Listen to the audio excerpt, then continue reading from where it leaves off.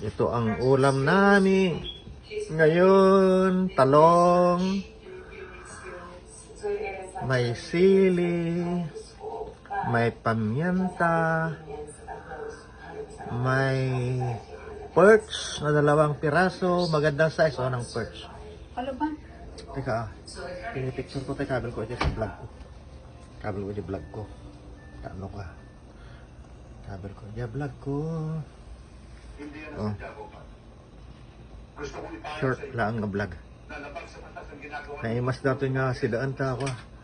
Perch, fresh nga na fresh frozen nga perch. Naalay jay ko seashore.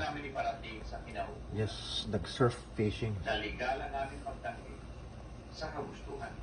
Legal ba masasabi nyo hadlangan ang pag-unlad ng bayan? Hindi namin hinahadlangan ang pag-unlad.